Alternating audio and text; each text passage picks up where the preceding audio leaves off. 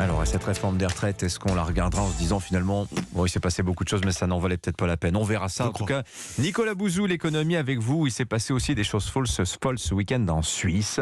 Il s'agissait de trouver très vite une solution au risque de panique bancaire autour de Crédit Suisse. On en est où ce matin-là ? Bon, écoutez, les choses sont bien parties. Il y a un accord tripartite qui a été mis en place entre Crédit Suisse, entre UBS, qui est une très grosse banque suisse aussi historique, qui a d'ailleurs un profil assez similaire à Crédit Suisse et donc qui va racheter Crédit Suisse. Alors pour Numéro 1 de la gestion de grande fortune. Alors pour un prix UBS, bradé, c'est-à-dire à peu près la moitié, même un peu moins de la moitié du prix de marché. Mais enfin bon, UBS en tout cas va racheter Crédit Suisse. Pour 3 milliards d'euros, de francs suisses, pardon.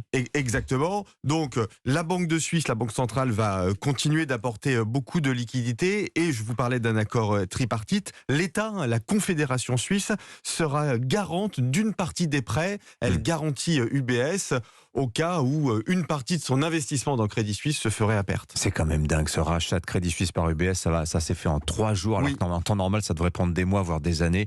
Est-ce que vous pensez, Nicolas Bouzou, que d'autres banques européennes peuvent être touchées par un drame type Crédit Suisse ? Écoutez, en tout cas, l'empressement, vous venez de le rappeler, qui a été mis pour sauver Crédit Suisse, montre que la situation reste en état de fébrilité. La hausse des taux d'intérêt, elle met les banques sous pression. Alors, en Europe, la Banque centrale européenne n'est pas inquiète. Les banques européennes sont très régulées. D'ailleurs, la BCE a confirmé, a continué sa politique de hausse des taux d'intérêt la semaine dernière pour lutter contre l'inflation. Pardonnez-moi Nicolas, mais juste pour qu'on comprenne bien en quoi la hausse des taux met les banques sous pression. Parce que le mécanisme n'est pas évident à saisir. C'est très simple, c'est le prix de la matière première des banques. Les banques, elles empruntent de l'argent pour prêter. Eh bien, si les taux montent, le prix de ce qu'achètent les banques, tout simplement, monte et donc ça met les banques sous tension.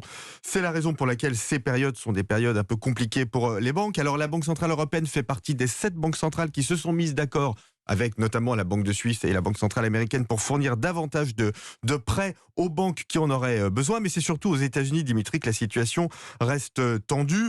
11 banques américaines ont décidé de déposer de l'argent de dépôt sur le compte de la First Republic, qui est la 14e banque du pays. Il faut dire qu'elles se sont cotisées pour sauver une de leurs consoeurs. Exactement, qui est en difficulté. En fait, les États s'organisent, mais ils veulent limiter au maximum les sauvetages directs avec de l'argent public pour éviter, vous vous en souvenez, les polémiques de 2008 du type on nationalise les pertes mais on privatise les profits. 2 petites questions, réponse rapide. Oui. Beaucoup d'auditeurs se demandent s'ils doivent craindre pour leur argent. Non.